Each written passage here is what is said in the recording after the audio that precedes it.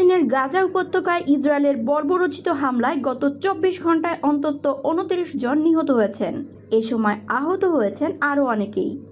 বিশ্ব স্বাস্থ্য সংস্থার মহাপরিচালক টেড্রোস আধানম গ্রেবেয়েসুস সতর্ক করে বলেছেন, গাজায় ত্রাণ প্রবেশে ইসরায়েলের অবরোধের কারণে সেখানে আরও রোগব্যাধি এবং মৃত্যুর আশঙ্কা বাড়ছে। বর্তমানে গাজায় ১০,০০০-এরও বেশি মানুষকে বিদেশের চিকিৎসার জন্য সরিয়ে নেওয়া জরুরি। গাজার স্বাস্থ্য মন্ত্রণালয় জানিয়েছে, ইসরায়েলের গাজা আগ্রাসনে এখনও পর্যন্ত অন্তত ৫০,৮৮৬ ফিলিস্তিনি নিহত এবং ১,১৫,৮৭৫ জন আহত হয়েছেন।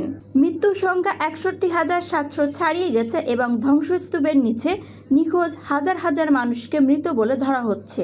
দীর্ঘ ১৫ মাস সামরিক অভিযানের পর যুক্তরাষ্ট্র ও আন্তর্জাতিক সম্প্রদায়ের চাপে গত ১৯ জানুয়ারি গাজায় যুদ্ধবিরতিতে সম্মত হয় ইসরায়েল। তারপর প্রায় ২ মাস গাজায় কিছুটা শান্তি বজায় ছিল, কিন্তু গাজা থেকে সেনা প্রত্যাহারের প্রশ্নে হামাসকে মতানৈক্যকে কেন্দ্র করে মার্চ মাসের গত সপ্তাহে থেকে ফের গাজায় বিমান হামলা শুরু করে ইসরায়েল।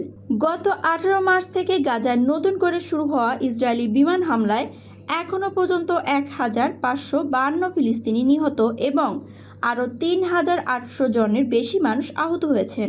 ইসরায়েলের বর্বর এই হামলা চলতি বছরের জানুয়ারিতে কার্যকর হওয়া যুদ্ধবিরতি চুক্তি ভেঙে দিয়েছে। জাতিসংঘের মতে, ইসরায়েলের বর্বর আক্রমণের কারণে গাজায় প্রায় ৮৫% ফিলিস্তিনি বাস্তুচ্যুত হয়েছেন। এছাড়া অবরুদ্ধ এই ভূখণ্ডের ৬০% অবকাঠামো ক্ষতিগ্রস্ত বা ধ্বংস হয়ে গেছে। ২০২৩ সালের ৭ অক্টোবর ভোরে গাজার শাসক গোষ্ঠী হামাসের নেতৃত্বাধীন হামলায় ইসরায়েলে অন্তত ১,১৩৯ জন নিহত এবং ২০০-রও বেশি মানুষকে বন্দী করে গাজায় নিয়ে যাওয়া হয়। এই ঘটনার কয়েক ঘন্টার ব্যবধানে গাজায় ভয়াবহ হামলা শুরু করে ইসরায়েলি বাহিনী।